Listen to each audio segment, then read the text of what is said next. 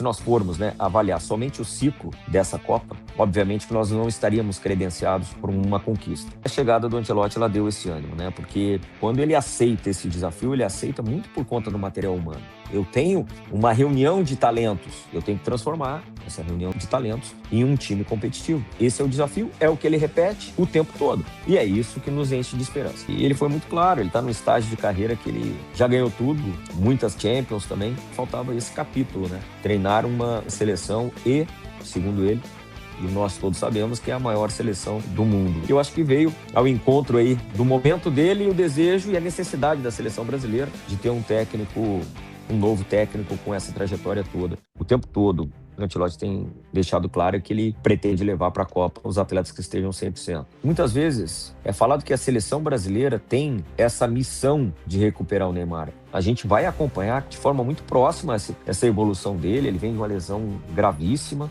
A gente torce que ele se recupere, que ele jogue bem. E se ele estiver bem, a questão técnica ela é indiscutível. É só mesmo ver em que condição que ele vai chegar lá o ano que vem. E a gente espera que ele chegue bem e seja realmente um grande acréscimo para essa seleção. O grande desafio do treinador da seleção brasileira, que hoje é o Ancelotti, e ele tem uma frase, ele já falou isso, às vezes até não conseguiram interpretar o que ele disse. Ele não quer levar para a seleção brasileira atleta que tem como objetivo ser o melhor do mundo. Ele quer levar para a seleção brasileira atletas que desejam ser campeões com a seleção brasileira. Ele sempre ressalta o coletivo antes do individual. Para que esses atletas talentosos possam jogar juntos, eles têm que saber que vão ter que se sacrificar para o coletivo também. As duas últimas Copas que o Brasil foi campeão, o Brasil ganhou porque defendeu melhor, não porque atacou mais.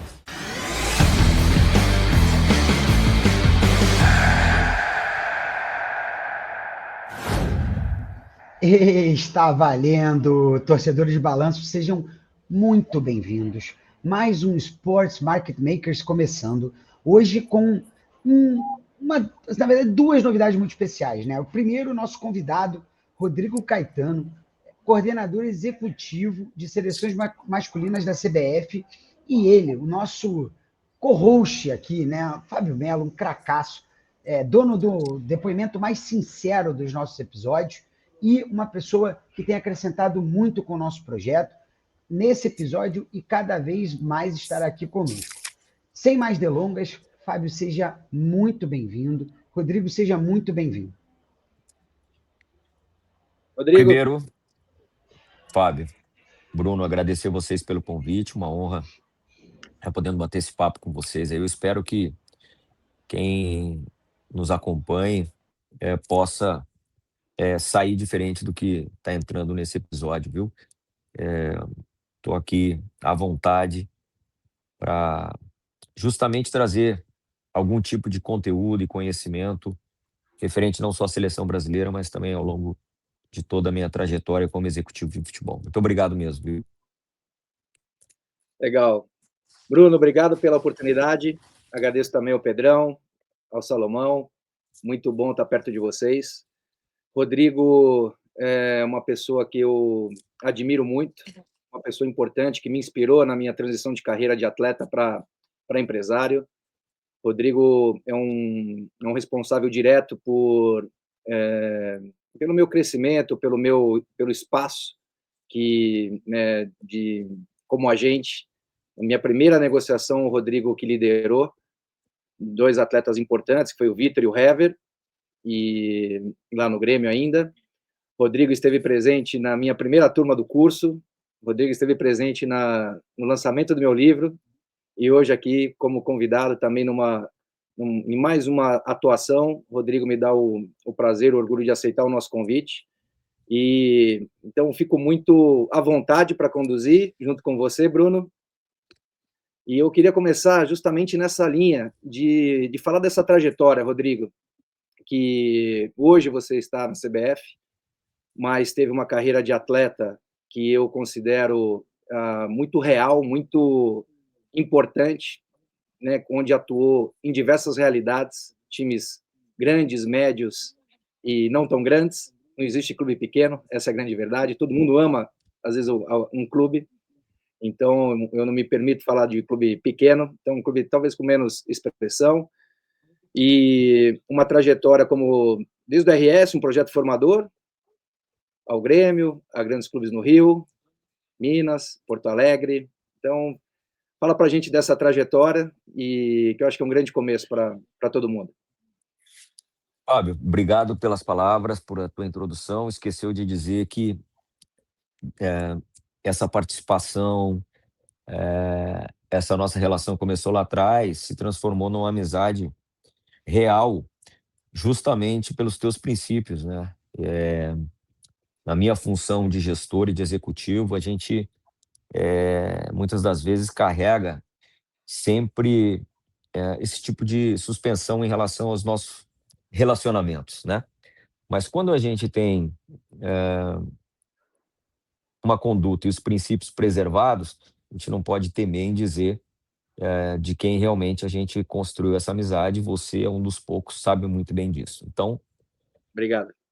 dito isso, cara, assim, você foi bondoso. A minha trajetória foi por clubes, obviamente, que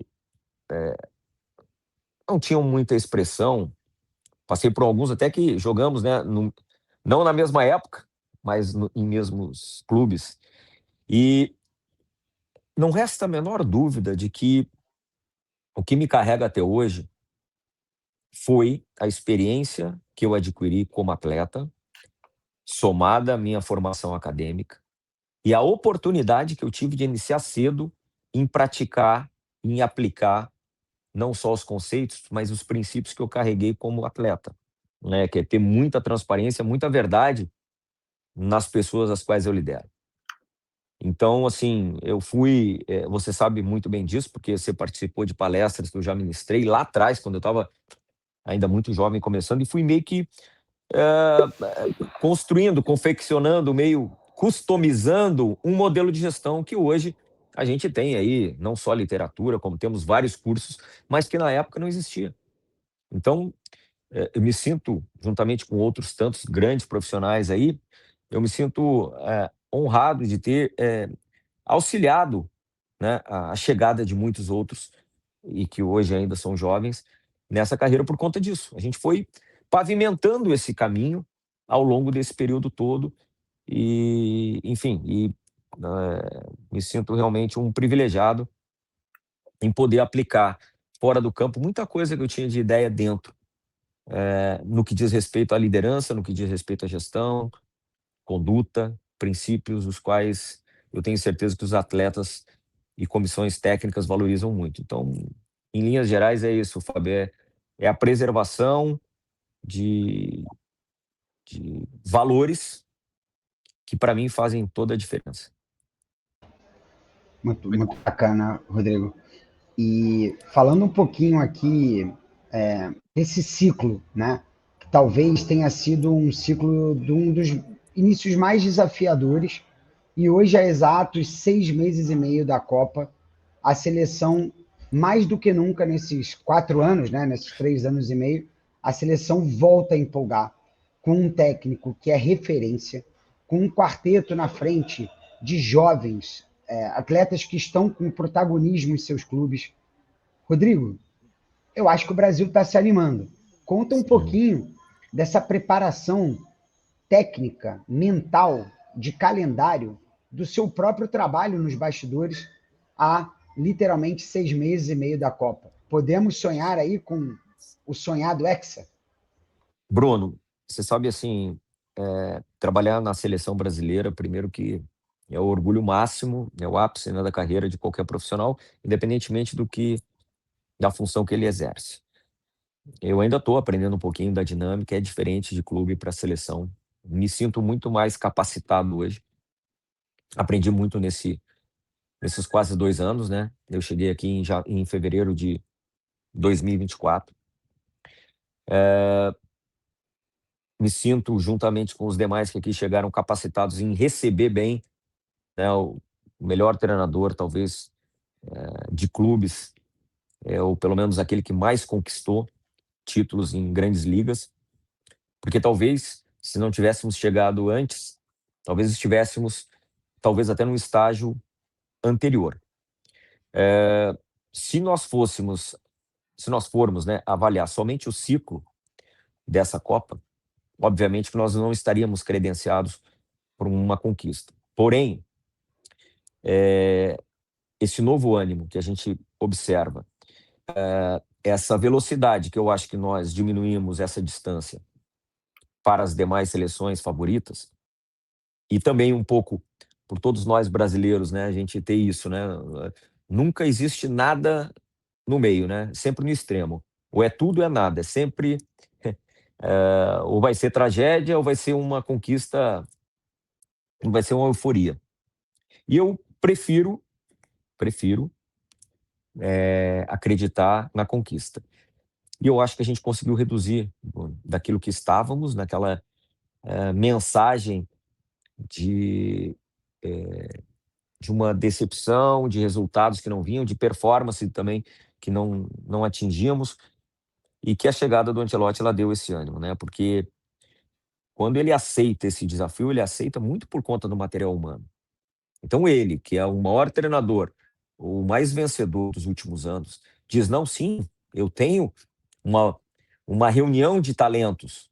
Eu tenho que transformar essa reunião de talentos em um time competitivo. Esse é o desafio, é o que ele repete o tempo todo. E é isso que nos enche de esperança. Quanto ao nosso trabalho aqui, ele é realmente um trabalho de back-office o tempo todo, de dar a melhor condição possível para os atletas. Vocês não veem aí nenhum tipo de polêmica relacionada, né, tanto aos atletas, comissão técnica ou algum problema que a CBF teve. Enfim, as coisas acontecem realmente conforme o planejado. Por quê? Porque nós temos uma grande equipe de profissionais. E nós estamos o tempo todo planejando todos os detalhes para que naquela data FIFA a gente consiga ter realmente o melhor convívio, a melhor performance e o melhor aprendizado possível, nos preparando para a Copa do Mundo. A gente está aqui ainda no ciclo dos jogos amistosos, faltam ainda os 2 amistosos de março, que serão contra seleções europeias, para aí eu acho que cumprir o nosso ciclo em relação a essa preparação. Deixar claro também que a CBF, na figura do presidente Samir e dos seus vice-presidentes, entendeu que o mais importante nessa reta final de Copa do Mundo é o atendimento ao desejo não, mas no objetivo técnico, né? A CBF sempre foi muito criticada por fazer amistosos visando lucro. Não, não. Nós aqui estamos eles nos apoiaram naquilo que nós planejamos. Então, tivemos os amistosos contra os asiáticos, africanos e iremos enfrentar os europeus. Finalizaremos lá em maio a nossa preparação. Então, no resumo aquilo que olhávamos para trás, imaginávamos que íamos chegar sem essa esperança, a gente está conseguindo diminuir isso, na minha visão, em relação às outras seleções favoritas, muito por conta do trabalho de todos e também, obviamente, pela chegada do Ancelotti. Rodrigo, num ciclo difícil, né, de Copa do Mundo, onde a seleção foi liderada por grandes profissionais, Diniz, Dorival, né, todos grandes pessoas e vencedores também. Sem dúvida. Da onde saiu a ideia e a ousadia de buscar um dos maiores treinadores do mundo? Da onde surgiu essa ideia? Como é que foi a abordagem, né? E o que seduziu esse profissional gigante, além, lógico, de toda a história da seleção brasileira? Como é que foi esse estágio? Então, Fábio, essa negociação ela é anterior à nossa chegada, né? Teve realmente uma negociação que ela acabou não sendo concretizada na época, porque o próprio Ancelotti acabou renovando com o Real Madrid. Porém, ano passado, com a saída do Dorival, que não tem absolutamente nada a ver com a chegada do Ancelotti, né? E que eu lamento muito, porque o Dorival, além de um grande treinador, um grande amigo, e eu, como gestor, sempre vou defender a continuidade. Não peguei o Fernando aqui, mas é outro grande caráter, grande treinador. Lembrando também que o Ramon Menezes pegou um ciclo. Essas interrupções é que realmente certamente não nos credenciaria para uma conquista de Copa do Mundo, mas a chegada do Ancelotti, ela reanima a todos. E aí foi uma retomada dessa negociação, no momento em que ele viu a possibilidade de saída do Real Madrid. E aí, obviamente, que a gente foi até Madrid, falamos pessoalmente com ele como é o funcionamento da seleção brasileira, da CBF, e ele foi muito claro, ele está num estágio de carreira que ele já ganhou tudo, né? Muitas Champions também, e faltava, segundo ele, faltava esse capítulo, né?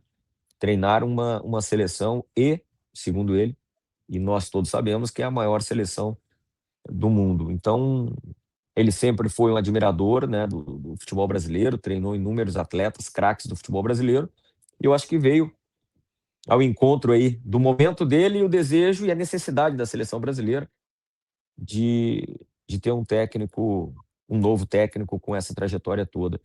E aí, Fábio, nós aqui que trabalhamos com ele, a gente tem o nosso trabalho muito facilitado, porque ele é uma figura formidável, realmente é uma liderança tranquila, conforme o livro que ele mesmo é autor. E aí, depois de tanto tempo, eu não sei se já comentei para você em algum momento, mas confirma que os grandes caras sempre são simples. Os grandes vencedores sempre são simples. E é o caso dele, entendeu? Ele nos dá uma, uma autonomia, uma liberdade de trabalhar as nossas áreas, envolve a todos aqui, e ele também é envolvido na tomada de decisão. Eu tenho absoluta certeza que ele se sente muito confortável aqui conosco, porque, como eu já falei, temos grandes profissionais. Ele está muito feliz e, além de tudo isso, tem também, da parte dele, não resta a menor dúvida, parte da CBF também, o desejo de uma continuidade. E aí, assim, porque a gente fala muito em Copa do Mundo, Fábio e Bruno, mas a seleção brasileira vai além disso.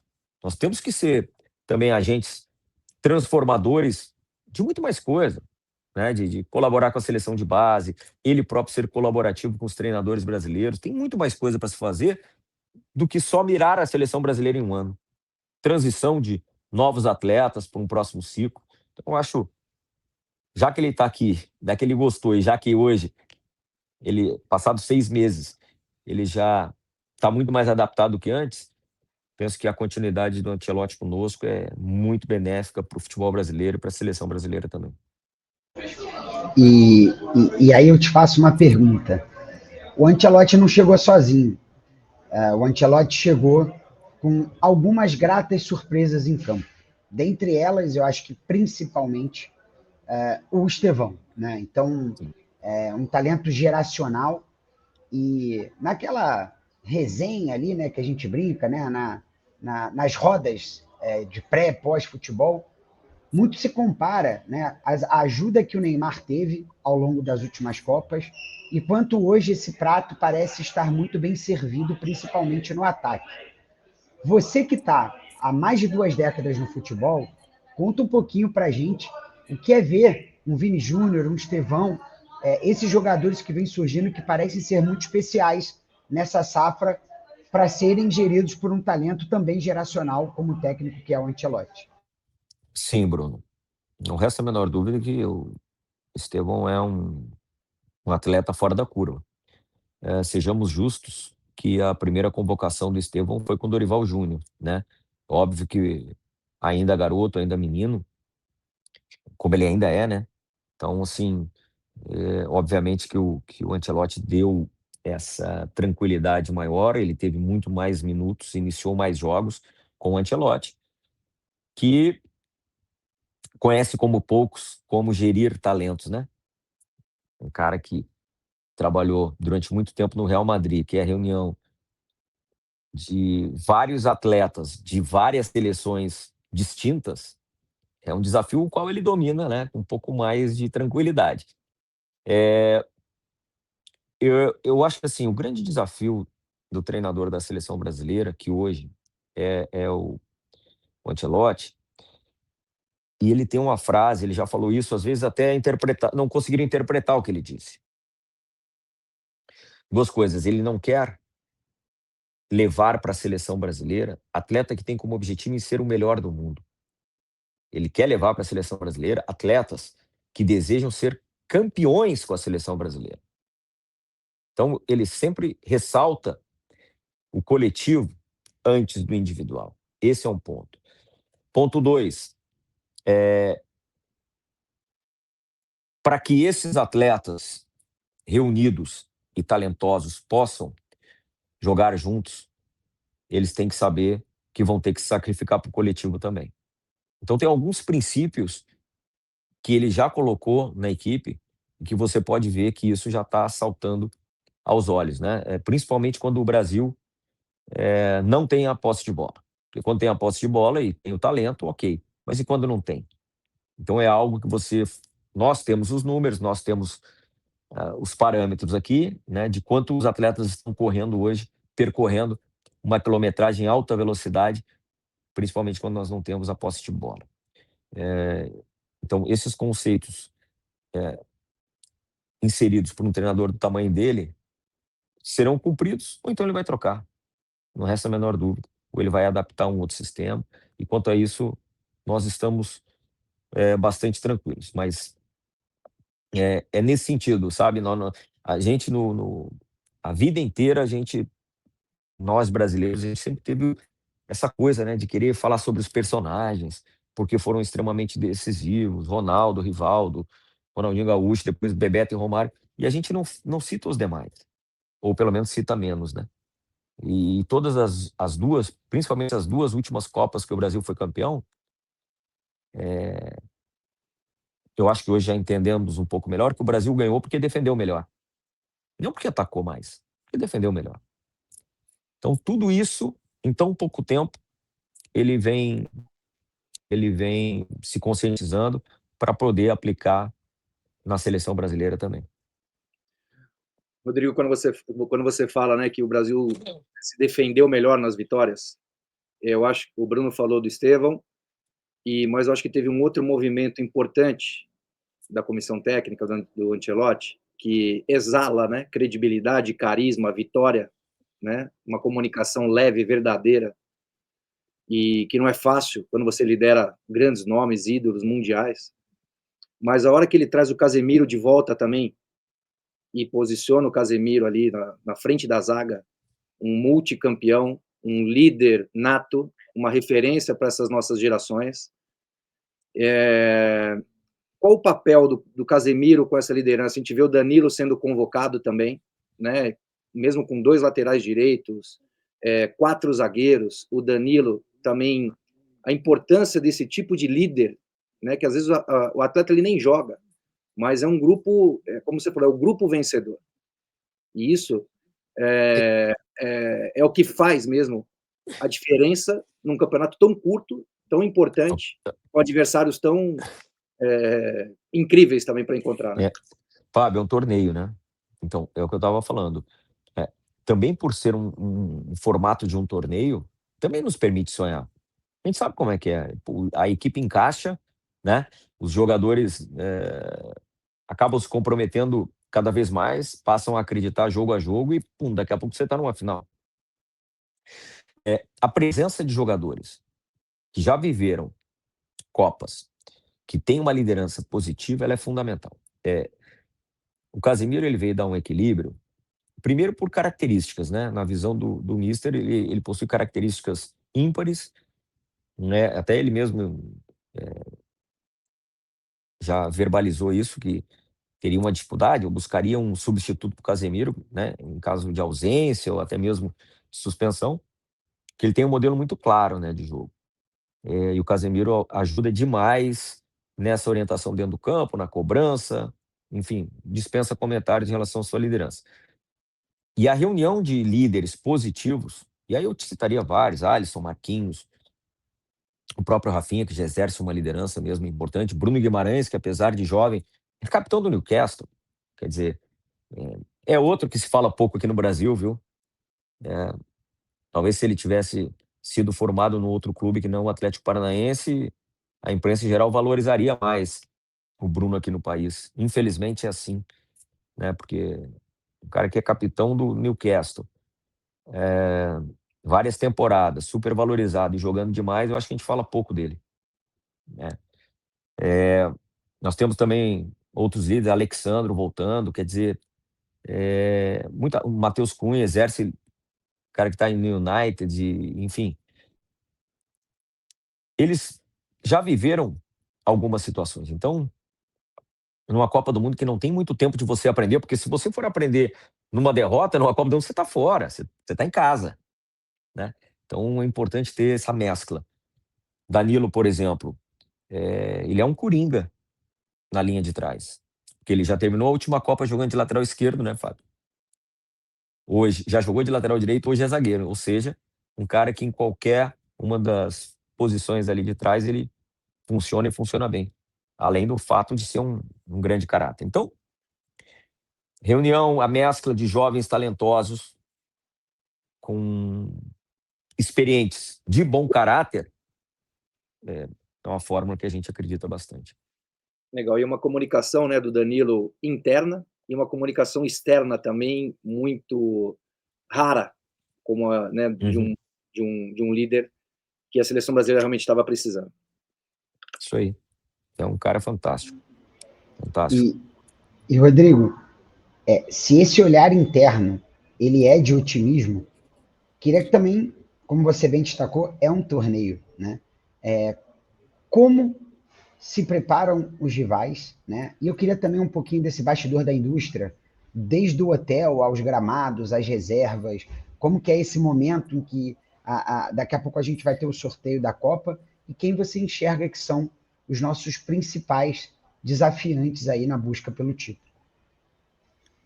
Pois é, a gente falando um pouco disso, né? Porque o detalhe, ele é tão determinante no que ocorre na seleção brasileira que vocês não têm noção. Nós temos uma equipe que se chama Avançada, que viaja muito antes, que vai até o cozinheiro, o chefe de cozinha, para onde, para o hotel onde iremos. Nossa equipe vai lá para realmente definir qual o centro de treinamento que treinaremos. Isso eu estou falando principalmente nessa questão dos amistosos, né?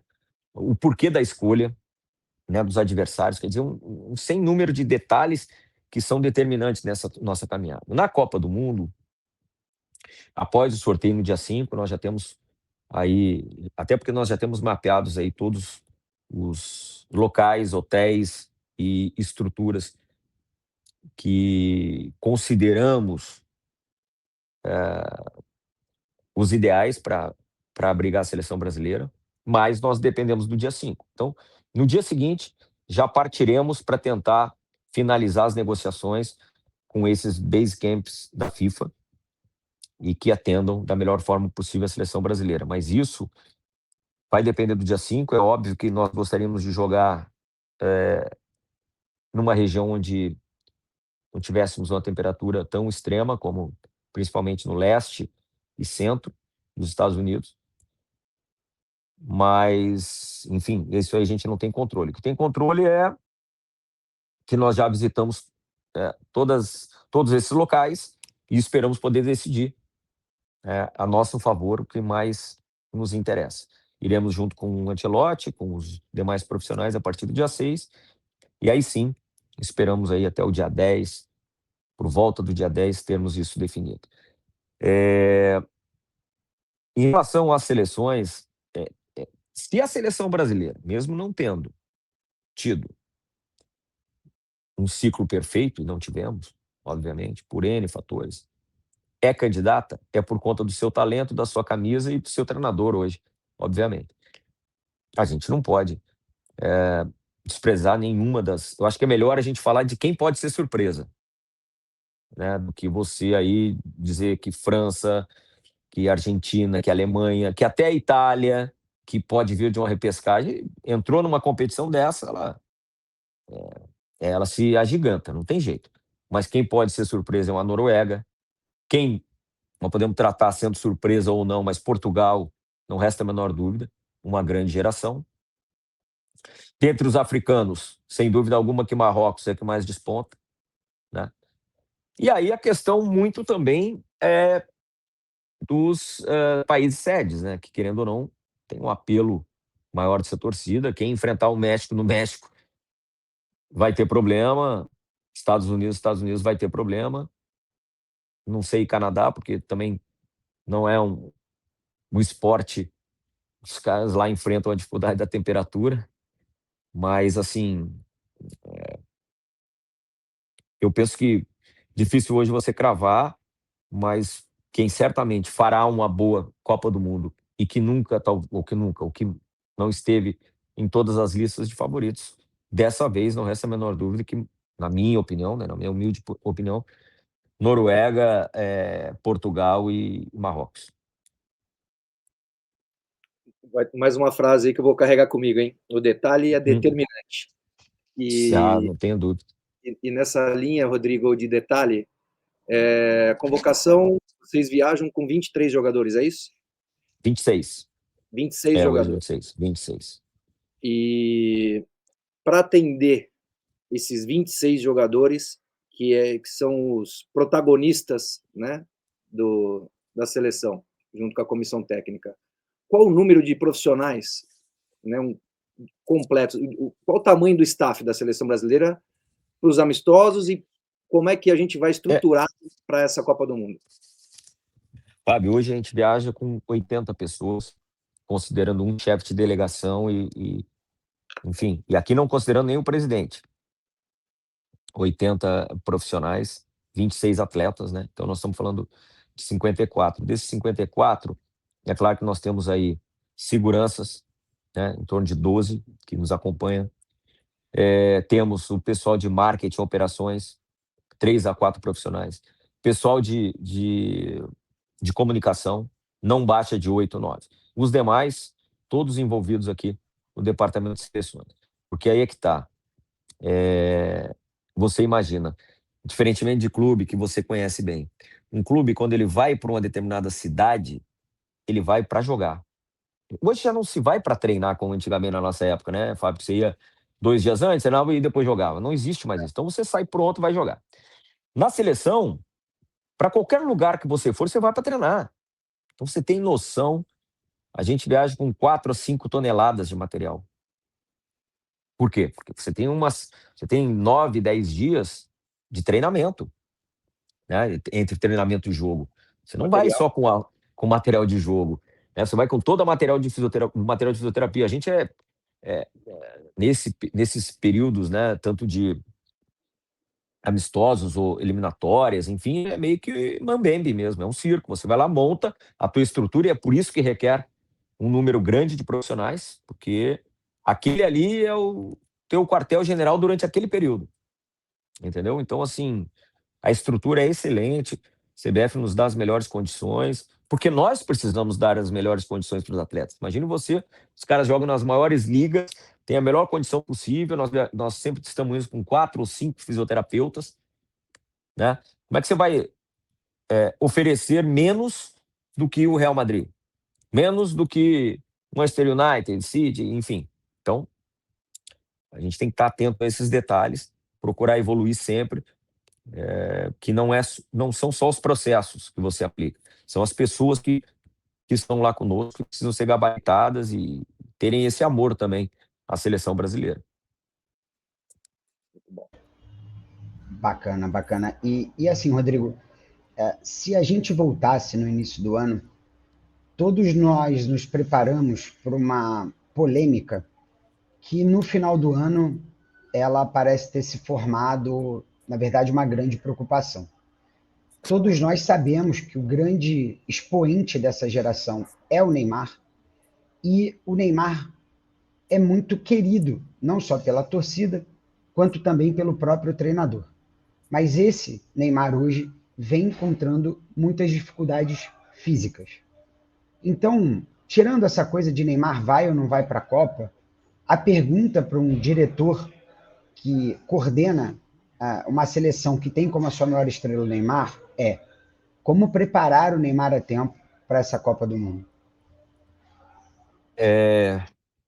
Bom, tirando ou passando algo que a gente não precisa mais falar sobre, obviamente, a capacidade, o talento, o que ele representa, porque isso é chover no molhado, é que muitas vezes é falado que a seleção brasileira tem essa missão de recuperar o Neymar. Nós não temos a condição, a capacidade de estarmos muito tempo com o Neymar, ou com qualquer outro atleta. certo? Você seleciona os atletas dos seus clubes. Então, a gente acompanha, a gente está o tempo todo em contato com o Santos, com o departamento médico, clínico, de fisiologia e também de preparação física, para saber o estágio que ele se encontra. É claro que também na parte, eu mesmo, sempre que posso, estou batendo um papo, estou mandando mensagem, enfim, tentando jogar ele para cima, não só porque ele é um grande talento, porque ele é um grande cara, é um cara do bem, um cara, entendeu, que só quer jogar futebol e servir a seleção brasileira no futuro. Mas eu acho que a gente coloca uma pressão demasiada em cima dele, porque nós temos 7 meses pela frente, a gente, na verdade isso é nosso, do brasileiro, a gente faz alguns juízos, assim, como se fossem finais, né, em tudo, né, pro bem e pro mal, né, pro bem e pro mal. Eu quando no sou perguntado e somos perguntados, a gente vai acompanhar com aquele, muito de forma muito próxima essa evolução dele. Ele vem de uma lesão gravíssima, a gente torce que ele se recupere, que ele jogue bem, e se ele estiver bem, a questão técnica ela é indiscutível. É só mesmo ver em que condição que ele vai chegar lá o ano que vem. E a gente espera que ele chegue bem e seja realmente um um grande acréscimo para essa seleção. Agora, é no trabalho do clube, porque aí exemplos, né, que não é comparação, mas tem outros jogadores voltando de lesão. Um Éder Militão ficou 1 ano parado e recuperou no Real Madrid, jogador importante também. Eu citaria outros, né, que passaram por esses problemas. Então é no clube, é naquilo que ele convive no dia a dia, que vai conseguir recuperá-lo, dar, o ritmo de jogo necessário para ele, e cabe à seleção ter essa atenção, essa proximidade, esse acompanhamento à distância, para que ele possa chegar bem. Nós não podemos, e aí muitas vezes é esse equívoco, mas vai lá, conversa com ele, bota, assim, isso é pouco para aquilo que, né, que a gente espera e para aquilo que eu tenho certeza que ele espera também. Então, o nosso apoio é incondicional para que ele fique bem e que ele, através do clube dele, que hoje é o Santos, ele possa realmente se recuperar e estar 100% ano que vem. Rodrigo, a seleção considera uma convocação do Neymar só em eventual protagonismo, ou também considera uma possível convocação do Neymar como um jogador para o grupo? Vou voltar em 86 lá, quando o Tele convocou o Zico, ainda não em plena forma física, com o joelho ainda não 100%, mas poderia ser importante, em algum momento da Copa do Mundo, ter esse atleta excepcional, né? A seleção Fábio, considera essa possibilidade também, ou só no bom, protagonismo? aí é uma questão muito mais técnica, por isso que eu digo, essa tomada de decisão ela pode ser mais à frente, ela será. O que o tempo todo o Ancelotti tem deixado claro é que ele pretende levar para a Copa os atletas que estejam 100%. Estava com ele aí agora numa última entrevista, onde foi perguntado a respeito, ele disse: olha, se eu posso levar um jogador que está 100%, porque eu levaria um de 60%, 70%, se eu tenho algumas excelentes escolhas, né, à minha disposição. Então, assim, eu acho que, volto a dizer, Fábio, é cedo para a gente cravar uma coisa. Nós temos que esperar que ele se recupere, que ele, né, esteja bem e próximo dos 100%. Qualquer coisa que eu falar agora não é definitiva. E não sendo definitiva, eu prefiro nem opinar nesse momento, tá? Perfeito, a gente fica muito tranquilo com as escolhas, temos muita confiança na comissão técnica e na diretoria, e com certeza farão o melhor. Não. Essa, e também foi dito por ele, é porque critério é um negócio discutível, né? Sempre é melhor você ter critério, né? Às vezes você pode discutir se é o critério correto, mas já vi muita gente não ter critério. Então, o que a gente espera é que lá na frente, todos nós envolvidos possamos tomar sempre a melhor decisão para a seleção brasileira, para aquilo que é o critério, né, adotado para aquele momento e, enfim, Vamos lá, a gente tem tempo ainda, vamos torcer com os melhores, porque aí nós também temos que pensar o inverso. Tomara, Deus, que não tenhamos nenhuma perda ao longo do primeiro semestre do ano que vem, porque isso ocorre. Exato. Jogador que já ocorreu inúmeras vezes, então tomara Deus que os atletas possam estar no ápice da sua condição, mas que não tenha nenhum tipo de lesão grave, porque senão acabou a Copa, né? Esse é um cuidado que a gente tem que ter. E nesse ponto eu só faço um destaque, né? Se você pega hoje os 8 primeiros colocados da fase de grupo da Champions League, muito provavelmente os nossos principais craques disputarão essa competição até o final. E sabendo que numa uma véspera de Copa do Mundo o descanso ele é necessário, no bom sentido, por exemplo, comparando com o elenco da Argentina, eu prevejo até um Brasil às vezes mais extenuado, né, fisicamente, do que a própria Argentina. Então esse ponto que o Rodrigo falou, ele é muito importante. Vocês sabem que o regulamento da Copa ele permite que a partir do dia 25 de maio convoquemos ou se apresentem, melhor dizendo, porque convocados eles estarão antes, se apresentem já para suas respectivas seleções, com exceção daqueles que estiverem disputando a final continental, e a única final continental que tem é a Champions. Então, assim, nós estamos planejando aí esse possível descanso de poucos dias entre as finais das ligas, né, europeias, para apresentação. Lembrando que o Campeonato Brasileiro não acaba até o dia 25, não tem a sua parada, né, até o dia 25. Então, obviamente que naquele momento a prioridade sempre será, se foi agora, imagina lá na frente, a prioridade sempre será a seleção brasileira, então a gente vai ter um cuidado em planejar esse descanso, a apresentação. Primeiro, nos apresentaremos aqui no Rio de Janeiro, na Granja Comari, por um período de treinamentos, enfim, e de encontro. Ideia é fazermos um jogo de despedida aqui no Brasil e depois irmos definitivamente para os Estados Unidos. Mas a gente sabe que os nossos atletas, e aí é que a gente fala, né? Eles estão sempre nos grandes clubes, que normalmente chegam em finais de Champions, e automaticamente isso vai ser algo que nós vamos conviver o ano que vem. Quem lidera a questão física é o Cristiano Nunes? Sim, o Cristiano Nunes, Guilherme Passos e o Mino Falcon, que é um integrante também da comissão técnica que veio junto com o Mister. Lembrando que quem coordena toda essa área de saúde realmente é o Dr. Rodrigo Lasmar. Mais um fenômeno na comissão técnica. O Cris é de uma competência absurda. Dr. Rodrigo Lasmar também, fui atleta dele no Atlético. E nós temos realmente os melhores nas posições. Muito bom. Graças a Deus.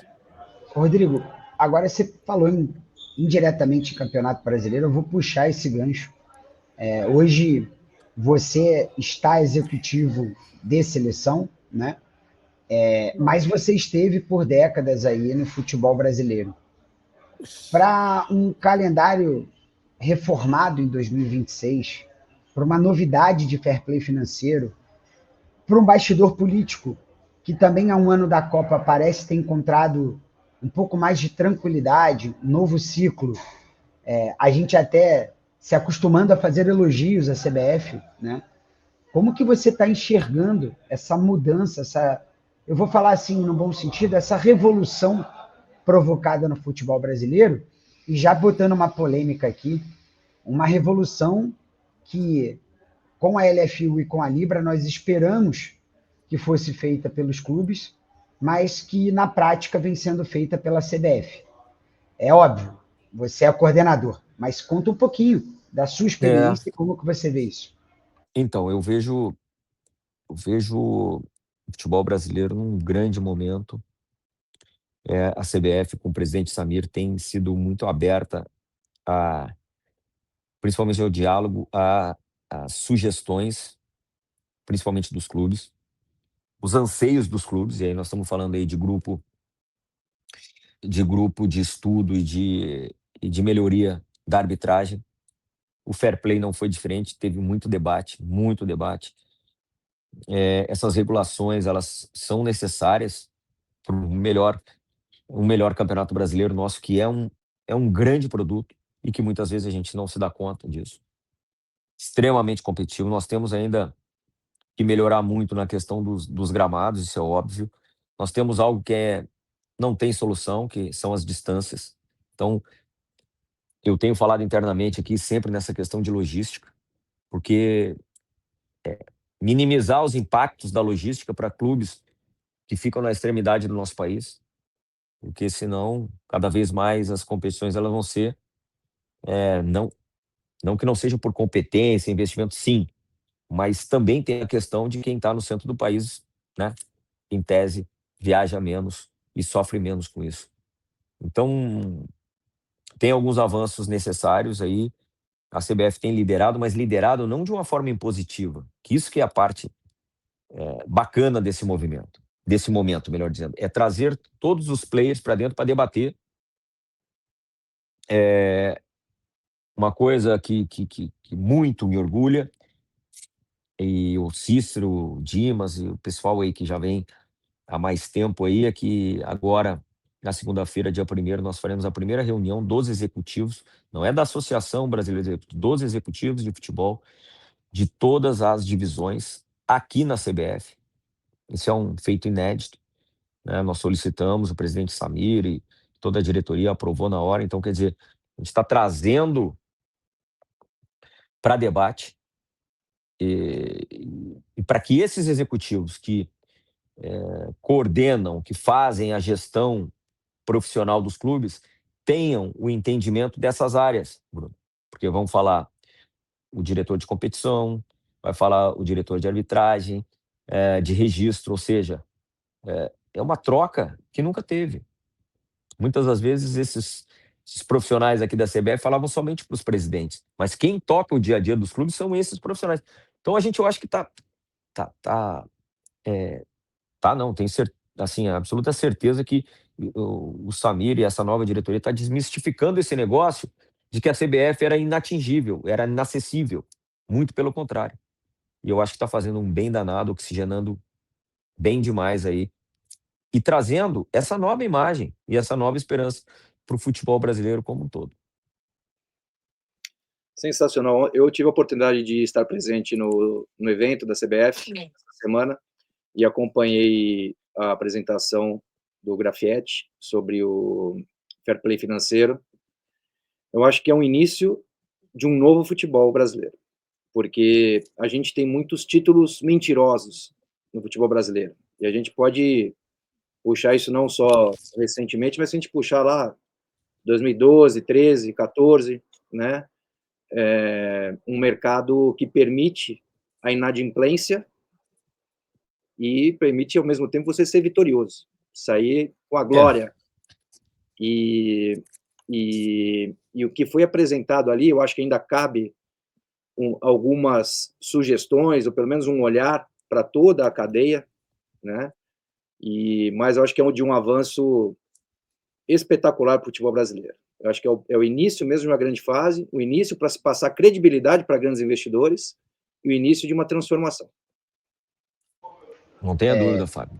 Eu acho que assim, quebra-se algum paradigma. Nós não falamos de calendário também, né? Não é fácil você mexer no calendário que aí é louvável aí o nosso diretor, o Júlio Avelar, que normalmente sofre críticas das mais diversas, mas ele faz mágica com aquilo que ele não tem em mãos, né? Com as poucas datas que ele tem, contemplar todos e, enfim, é um desafio muito grande, mas eu acho que já teve um avanço também enorme nesse último ajuste do calendário brasileiro. Agora, Rodrigo, se hoje você vai colocar os executivos do futebol para se falarem, a gente também tem um podcast que é especializado em finanças no esporte, né? Então, brincadeiras à parte, sinal dos tempos, né? Então, quando você tem uma revolução, vocês passaram por isso, o início do computador, tinha gente que botava em descrédito. Hoje você tem inteligência artificial. A minha pergunta para você é: alguns clubes estão negando essa mudança e essa profissionalização da indústria. E a gente vê times como o Mirassol, como o Bahia, pegando o protagonismo do futebol brasileiro, em detrimento de times como, por exemplo, o Vasco, a gente está tendo uma inversão na ordem do principal tabuleiro do futebol brasileiro. Você que estava lá atrás e que está hoje, como que você enxerga Não, esse reposicionamento? independentemente, Bruno, dos clubes hoje em ascensão e os que estão, na verdade, confirmando o seu espaço, a sua hegemonia, futebol brasileiro. Eu fiquei muito feliz dessa mesma encontro lá no Summit, né, Fábio? De a mesma pergunta ter sido feita ao presidente BAP e à presidente Leila. Qual o segredo, o que você diz, o que você interpreta como sendo o diferencial para a consolidação do tanto de Flamengo como de Palmeiras? E ambos foram unânimes em momentos distintos em dizer, olha, o profissionalismo. Nós, tanto no Palmeiras como no Flamengo, nós excluímos de vez com a figura do dirigente amador participando da operação. Não é não reconhecer a importância na parte política e diretrizes do clube. Não, não foi isso. As diretrizes têm a participação do dirigente estatutário. Mas o dia a dia, a operação e a aplicação do planejamento estratégico, ela é somente dos profissionais. Não tem interferência política. Bom, eu acho que já é um grande começo para aqueles clubes que ainda não despertaram para isso, de iniciar pelo menos por aí, né? Porque não tem a menor dúvida, se você for ver, clubes que antes eram dominantes ou até protagonistas, tendo essa dificuldade, porque a figura do profissional, e não é só do executivo de futebol, estou falando das outras áreas, seja o CEO, seja o profissional de marketing, ela é sempre fragilizada pela política do clube. Enquanto que nos clubes que deram certo, aí você vai me perguntar, mas o que vem primeiro? Tem o apoio ao profissional porque deu certo ou deu certo porque teve um apoio ao profissional? Não sei. Eu sei que o que está dando certo é isso. E eu sei também o que está dando errado ou o que deu errado muito por conta disso. Como você mesmo disse. As ferramentas, o conhecimento, o conteúdo, ele está aí. Basta o clube querer realmente falar em profissionalismo não é contratar profissionais. Falar em profissionalismo é justamente ter um modelo de gestão e apoiar e fazer isso ser aplicado. Esse é o desafio, ter disciplina nisso. Ter disciplina em aplicar. Eu lembro que eu conto, viu, Fábio, às vezes, lá no Flamengo, aquela época dura, que teve muita disciplina, teve um trabalho árduo de muitos. Primeiro momento que o Flamengo começou a cumprir os seus compromissos, lembra?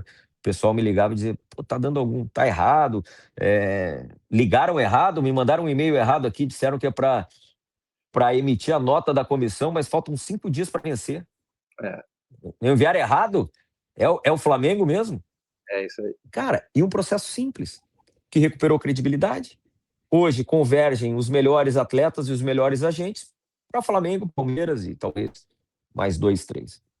Não é fórmula mágica. Precisa de disciplina.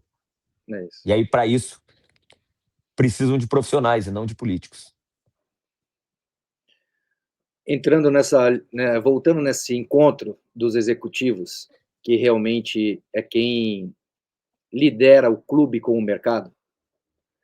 E eu recentemente também eu me expus num comentário onde comentando sobre a diretoria do Goiás, lá na demissão do Wagner Mancini, e que é um direito da diretoria demitir e contratar quem ela quiser.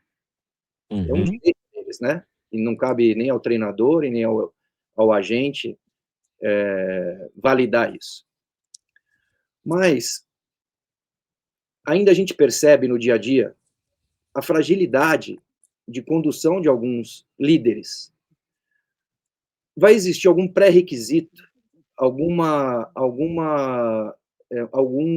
chancela para que essas pessoas e profissionais exerçam esses cargos de liderança? E aproveitando, como é que você vê os nossos líderes hoje? Porque é da nossa época de novo, né? Mas eu acho que há uma transformação gigante, com profissionais realmente preparados, mas ainda há uma carência. E a minha questão é, será que serão sempre os mesmos? Ou terá espaço para novos líderes de outras indústrias, ou para quem está começando, se profissionalizando, estudando, seja no Brasil ou fora, para exercer determinados cargos? Precisa, né, Fábio? Eu acho que você oxigenar o mercado, vir com novas ideias, com novos perfis, ele é algo obrigatório, na minha visão. O grande dilema que eu acho é que durante décadas e décadas, né, não existia ou não existe ainda em alguns clubes um pré-requisito para você se guindar ao cargo de presidente ou de vice-presidente, né? Você vai lá, é pelo voto, enfim, e muitas das vezes, olha, eu não entendo muito disso, mas eu entendo do clube. Tá, mas eu não quero que você entenda do clube. Eu quero que você entenda de gestão do clube. Você pode dizer que cada clube tem as suas peculiaridades, não tenho a menor dúvida disso. E nós, profissionais, temos que entender e conhecer antes de chegar num deles. Porém, quem vai elaborar...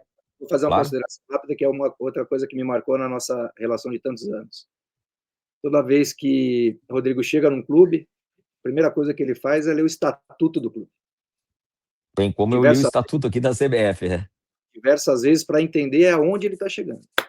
Sem dúvida. Eu tenho que saber quem são os poderes do clube. E aí que eu falo, para esse gestor estar acima de mim, ser vamos lá, quem vai estabelecer a estratégia, ele precisa também entender de gestão, sabe? Eu acho que hoje nós temos aí cursos e ferramentas para esse entendimento. Mas o foco muitas vezes é tão grande na política, em como fazer de tudo para chegar ao cargo, mas não como ele chega ao cargo, em que tipo de formação que o fez chegar no cargo. São raros os casos de alguém que se prepara, né, para ocupar determinado cargo. Tá? Eu não estou falando de profissionais, estou falando desses dirigentes mesmo. Eu acho que é mandatório que esses caras precisem se especializar. Passou da hora, o orçamento de cada um desses clubes é absurdo, mas também, paralelamente a isso, o passivo também. Então tem muita gente que não está acostumada a gerenciar passivo. Então, carece realmente de uma boa gestão e tomara a Deus que hoje, diferentemente de antes, em que se via muito essa questão do orçamento, do lado positivo, que esses gestores cheguem no clube olhando também para o passivo. Como fazer para gerenciar ou resolver esse passivo gigante do clube? Não ficar preocupado somente no... fazer algum plano, algum planejamento minimamente de médio prazo. Esse é um anseio. Pode ser sonho, mas enfim, sigo sonhando. Eu vou pegar um gancho aqui importante, porque, Rodrigo, hoje a maioria dos clubes tem seu passivo em curto prazo. A gente está em vias de ter a maior dificuldade em termos de Selic alta, endividamento altíssimo, incapacidade de contratação, de registro de jogadores. Como que você vê esse momento? E quando a gente embarca na doença das redes sociais, a gente vê muita gente negando a realidade. Qual que é o papel da informação, dessa clareza, para um 2026 que promete ser um dos mais desafiadores? Eu acho que, como todo brasileiro que olha um pouquinho para frente, tá assustado, né? Tô assustado. A nossa indústria, que é a indústria do futebol, ela realmente arrecada muito. A verdade é essa. Porém, um clube que hoje tem os seus problemas relacionados a juros bancários, esse clube vai ter que ter um exercício, uma disciplina maior ainda, porque senão não tem solução. E uma das coisas que é o problema também crucial dos clubes é, bom, primeiro, na minha visão, você ter o diagnóstico e o teu plano de como atacar os teus problemas, principalmente o passivo, onde você quer chegar. Mas talvez o que mais inviabilize essa disciplina, você percorrer esse plano, ter essa caminhada, é a comunicação. Muitos dos clubes comunicam mal e têm pouca coragem de comunicar. A verdade é essa. E se você não comunicar bem, você não realiza o seu plano de trabalho. Porque nem para que isso ocorra, os astros têm que convergir tudo a seu favor. Isso não existe no futebol. Não existe no esporte de alto rendimento. Então você tem que comunicar os diferentes cenários dessa sua caminhada, para que todos estejam preparados. Se não, meu amigo, não tem como, você não vai sair do lugar. Não vai sair do lugar. E se você for ver os clubes que se transformaram, se modificaram ao longo da última década, foram os clubes que melhor comunicaram. Onde estavam e onde queriam chegar e o que fariam para chegar. E chegaram. Aqueles que comunicaram, vamos fazer um time aqui, vamos competir, vamos ganhar esse ano estamos entrando para ganhar tudo, e que não falou sobre gestão, não falou sobre passivo, estão sofrendo. Eu pego até um gancho, porque o torcedor ele quer ganhar tudo em todos os anos. Mas eu, como flamenguista declarado que sou, ao longo de 2013, 14, 15, eu ficava esperando o balanço, porque eu E sabia que no 16. campo, e 16, eu sabia Acho que a que partir de 17... melhorou isso, mas eu sabia que o meu título era melhorar as contas, e a própria diretoria deixava isso muito claro. E aí eu vou jogar aqui um pouco para o Fábio também, né? Como gestor, como executivo. Hoje, no dia 28, enquanto a gente grava, você tem Flamengo e Palmeiras disputando amanhã uma final de Libertadores, mas ontem, no dia 27, o Fluminense aplicou uma goleada no São Paulo de 6-0. E o São Paulo, Fábio, que passa por uma reestruturação, mas talvez não comunique ela muito bem para o seu torcedor, um clube que no ano passado teve um prejuízo de 280 milhões e que esse ano, ainda que vendendo jogadores, deve encontrar um 0-0. O que está faltando para esse clube que você tem tanta relação e tanto carinho? Bruno, antes de responder, eu vou comentar que teve uma reunião que eu fiz também alguns anos atrás. O líder da reunião, ele comentou, ele falou assim, também uma frase que eu carrego comigo, ele falou que depois da alimentação, a comunicação é a coisa mais importante para a sobrevivência. Então, a hora que você se comunica bem, você também vai sobrevivendo. E sendo justo a um projeto que as pessoas comunicaram bem e faltou um pouco de maturidade ou de entendimento da torcida e do externo, foi o Cruzeiro. O Cruzeiro, quando o Ronaldo comprou, liderado pelo Paulo André e Pedro Martins, que são profissionais de altíssimo nível também, líderes positivos, com boa essência, preparados, né? E o Ronaldo, um ídolo mundial. O Pedro Martins, um líder técnico de gestão, e o Paulo André também jogou em grandes clubes e viveu o futebol, e está no futebol por tudo que ele representa. A hora que eles comunicam que o Cruzeiro sobe e o objetivo é não cair, porque fazia parte de um projeto de reestruturação, a torcida do Cruzeiro não permite esse objetivo, né? Assim como, entrando já na sua pergunta, que é o que eu acho que está acontecendo no São Paulo. É muito difícil para mim, porque as pessoas que lideram São Paulo hoje, elas me conhecem desde os meus 12 anos de idade. O presidente Júlio Casares, ele está no clube há muitos anos, conhece o clube como ninguém. O Muricy, ele, talvez junto com o Rogério, aí sejam um dos maiores nomes da história do clube e faz parte da coordenação técnica. E quem comunicou nos últimos jogos sobre a realidade do São Paulo foi o Crespo, o líder técnico, né? Que talvez seja o combinado interno. A gente não está ali para saber qual que é o combinado. O que eu posso afirmar e garantir que são pessoas extremamente capacitadas e bons profissionais para estarem onde estão. Porque, alguns anos atrás, o grande problema do São Paulo era o Leco. Algum tempo atrás era o Carlos Miguel Aidar. Algum tempo atrás, então, não são as pessoas. é o modelo de gestão que ele está se corroendo dentro do São Paulo. Enquanto não tiver uma análise e até uma transparência maior em relação ao futuro do São Paulo,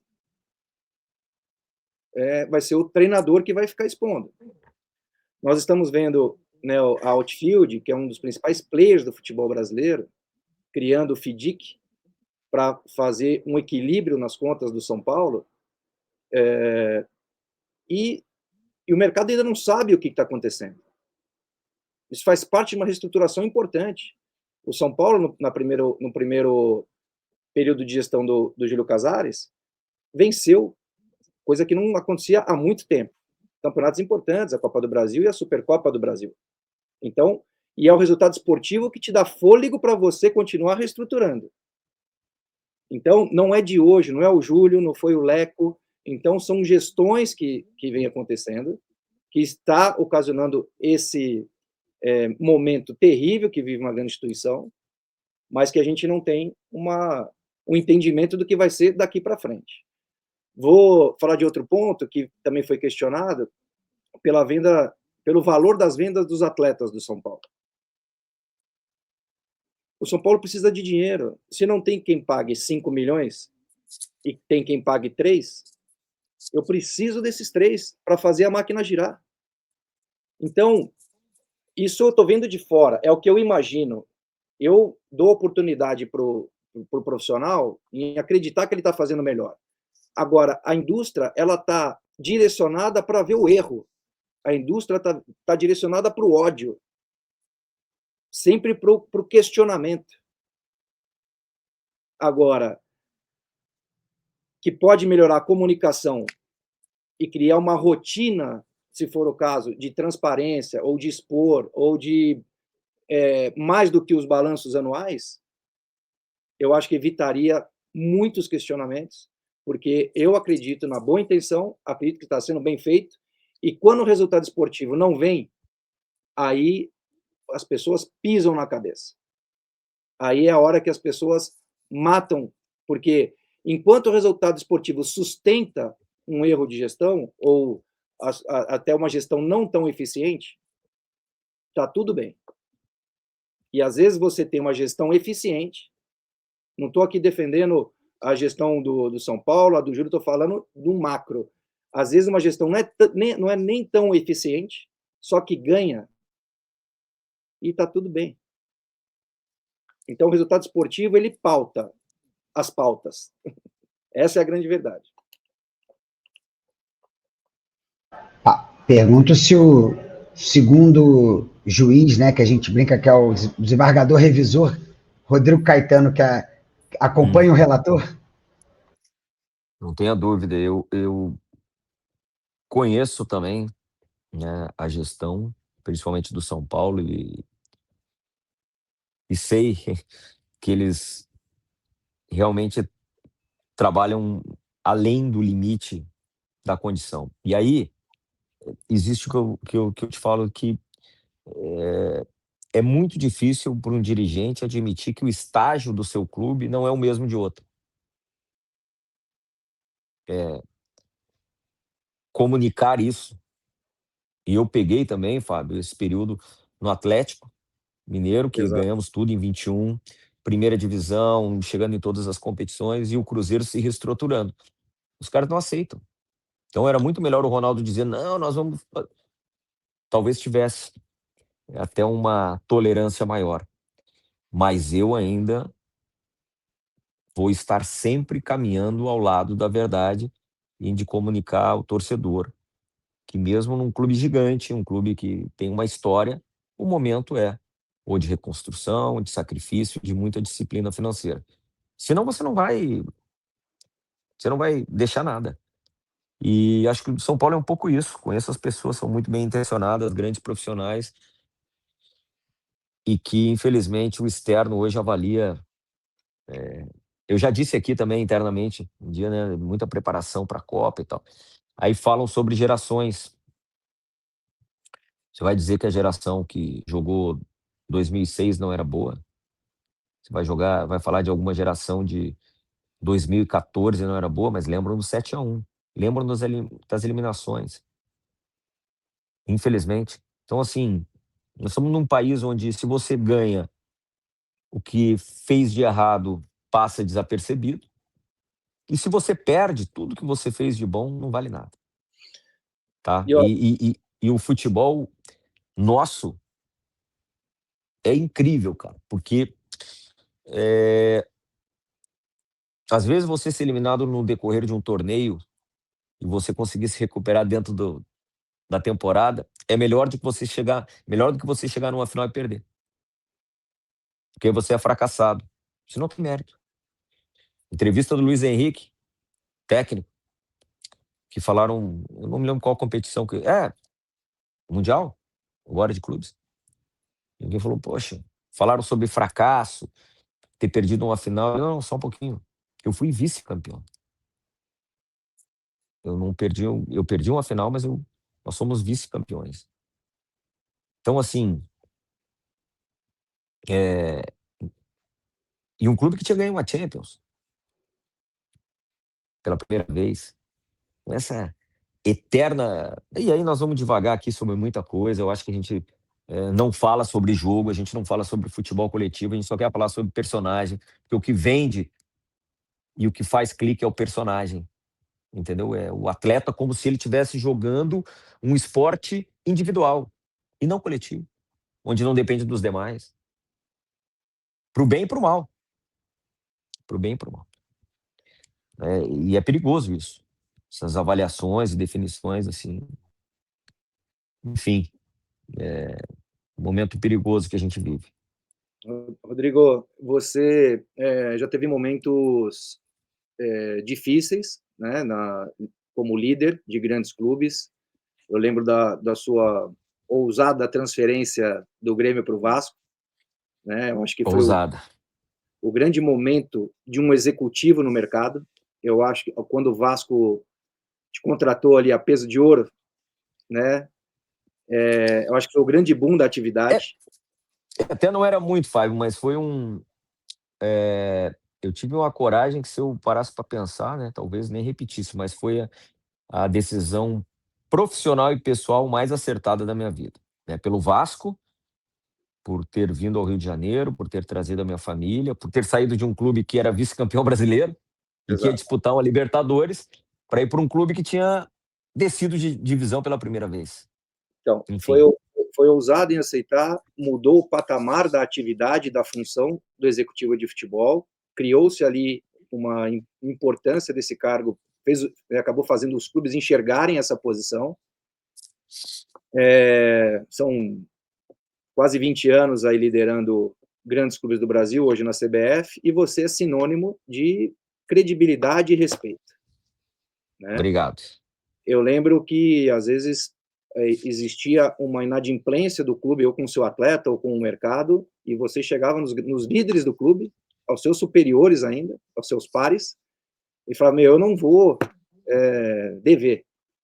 Ou faz as coisas certas, e você sempre teve essa comunicação de muita verdade. Qual você acha que é a sua principal característica para você manter essa sua posição no mercado? Que é isso que te difere, né? A gente tem grandes executivos, me relacionando com a Muitos. maioria deles, e tenho grandes amigos, cada um no seu perfil, mas essa sua característica de credibilidade, respeito, profissionalismo, eu vou poupar o adjetivo chato, vou fazer exigente. Uhum. Tem problema não, é uma virtude nesse nosso meio. Cara, Exatamente. Fala um pouco Fábio, dessa primeiro, característica. obrigado, assim, pelas tuas palavras. Primeiro, alguns princípios, né? Eu sempre cumpri os meus contratos onde eu fui, exceção, o único clube que eu saí antes, 7 meses antes, foi o Flamengo. Todos os demais eu levei até final de temporada, enfim, independentemente da dificuldade. Cara, eu creio que para eu poder liderar, porque assim, trabalhar como executivo de futebol não é só contratar e montar elenco, participar de montagem de elenco, né? Se fosse isso, era simples, fechava a janela e ia para casa. Eu creio que vai muito além disso, vai muito além disso. Você tem que fazer uma gestão diária dos seus comandados, de todos os departamentos, de todos os processos. Eu preciso estar vendo, eu preciso estar dentro disso. Uma vez nós falamos, inclusive, poxa, sabe, vai ser um CEO do futebol, algo seja um olhar mais de cima sobre. Não consigo. Eu não consigo porque, ah, no fim do dia, o futebol é ciência humana, não é ciência exata. Você pode analisar todos os números, todos os analytics, performance, mas no fim do dia é um ser humano que você está contratando e que tem a probabilidade maior de dar certo se você fez uma boa análise, mas garantia zero. Então você tem que estar envolvido em manter princípios, em colaborar para que o clube tenha isso. Para mim, cara, que fui atleta, Fábio, nunca acreditei em quem não me falava a verdade. Isso é óbvio. Então, mesmo numa dificuldade financeira, que eu já passei por alguns, eu não me escondi e nem nunca vou me esconder, tanto para dentro como para fora. Nunca deixei de atender um agente ou clube, o qual o meu clube devia. Eu me sinto devedor. Então, eu ligo, eu, eu justifico, eu explico. Não estou pedindo que aceite, mas eu não vou esconder. Eu não vou deixar de atender. Eu não deixo de atender ninguém. E outra coisa é comunicar para quem eu comando, seja por bem ou mal. Nós vamos aumentar a premiação, ou então o seguinte, ó, vai atrasar, vocês não vão receber. Quem tem que falar sou eu sou o líder.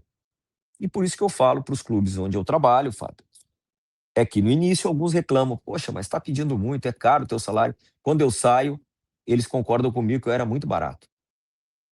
Porque aí, esses todos os problemas os quais eu absorvo, que eu gerencio, não tenho a pretensão de resolver todos, não, mas que eu gerencio, acaba voltando para eles. É a mesma história do jogador, né? Não, jogador caro e barato não é o quanto que ele cobra, né? É o quanto que ele entrega. Se ele vai lá e não te entrega gols, ele vai ser sempre caro. Agora, aquele que faz gol não tem problema nenhum receber bem, né? A vida é assim. Então, eu acho que esses princípios, cara, de verdade, de transparência, de falar sobre disciplina e praticar ela, né? Não adianta eu querer exigir do meu atleta um nível de comportamento que eu mesmo, como cidadão comum, não tenho. Impossível, impossível. Enfim, vai construindo esse modelo ao longo do tempo, e aí quando você vê que dá certo, que você tem a respeitabilidade do mercado, da parte externa e também do interno, eu acho que a gente está trilhando o caminho certo daí.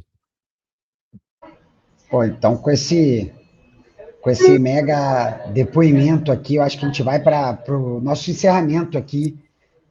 Eu costumo brincar que o Fábio, ele chama bons desabafos, né? Ele tem esse toque humano aí que é uma característica, né, de um de nós quatro aqui que passamos pelo programa. Então, assim, Rodrigo, queria super te agradecer, queria também agradecer ao Fábio, a você que ficou aqui com a gente até o final.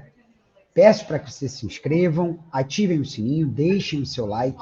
A gente faz isso aqui com muito amor, com muita vontade. E, Fábio, Rodrigo, deixo aqui os agradecimentos. Queria saber se vocês têm alguma despedida e agradecer muito a todos vocês dois.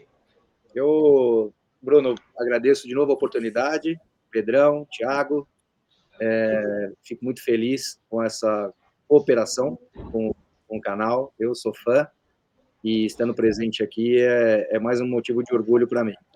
Quando realmente eu faço, podemos chamar de desabafo, mas eu não tenho a mínima pretensão de estar certo ou errado, eu só quero trazer isso realmente para reflexão.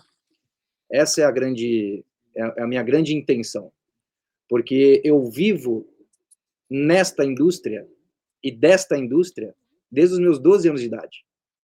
Então, conheço as pessoas, eu vibro, eu choro, eu lamento, e realmente quem vive o futebol de uma forma séria, ele se machuca demais, porque às vezes é muito desleal.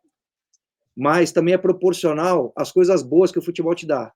E eu tenho tudo graças ao futebol. E a minha grande intenção nessa fase da minha vida é realmente retribuir com uma visão diferente, com um olhar diferente, olhando as coisas positivas, propagando as coisas positivas, valorizando os grandes líderes, né? Como o Rodrigo, que está aqui com a gente. Rodrigo, obrigado mais uma vez. Você é demais, meu amigo. Admiração grande por você, pela sua família. E como uma última pergunta, qual seria o conselho para o Rodrigo Caetano, lá do RS? Qual seria o conselho que você daria para ele ali, começando como um jovem executivo? Pois é, cara, tudo foi muito customizado, né? Porque eu parei de jogar, né, Fábio? No dia seguinte, aliás, eu parei para trabalhar, né? Carpegiani lá, o Foguinho, eles falaram, não, para, deu para ti, tá aí rodando em time pequeno. Eu acho que tu vai contribuir muito conosco, tá? No dia seguinte disseram, olha, toma aqui a operação do nosso negócio na tua mão. Eu falei, cara, eu tinha 33 anos, não tinha terminado a minha faculdade ainda, terminei logo depois. Fui, né, me especializando. Um enorme aprendizado, sou muito grato a ambos.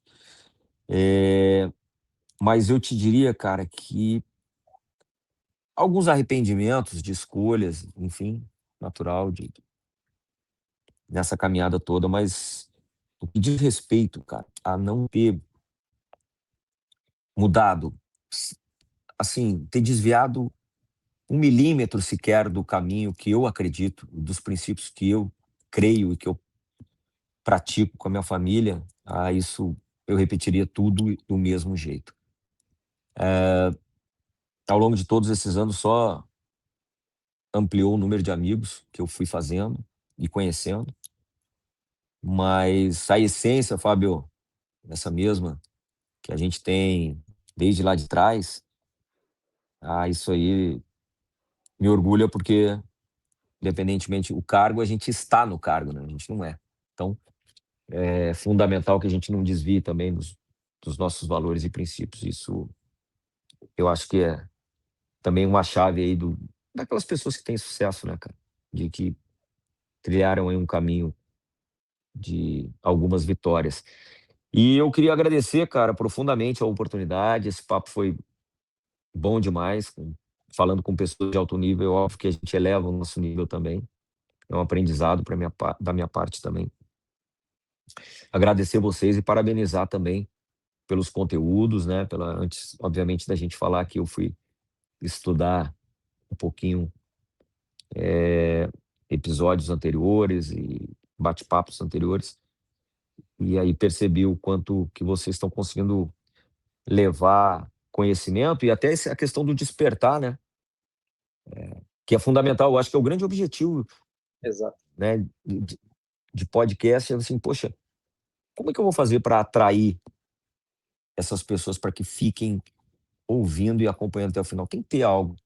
Eu tenho que sair diferente. Então, obrigado por esses serviços prestados aí. Não me surpreende, viu, Fábio? Hoje estou conhecendo o Bruno aí, parabenizando vocês também. Obrigado de coração por esse tempo. Obrigado pelo convite. E vocês podem ter certeza que eu mesmo saí daqui melhor do que entrei. Tá? Contem comigo sempre. Muito obrigado. Nós que agradecemos e, para finalizar, vou relembrar aqui aos nossos espectadores e contando esse segredo para o Rodrigo, nós fizemos aqui o Lucas Moraes campeão mundial de rally. Eu deixei uma super energia para ele, então eu vou deixar aqui a minha energia e vou te fazer prometer que se nós formos campeões mundiais, você volta aqui sim, e vai voltar aqui no nosso estúdio novo, com a camisa, com muitas histórias para contar, de quem definitivamente acorda todos os dias fazendo o seu melhor.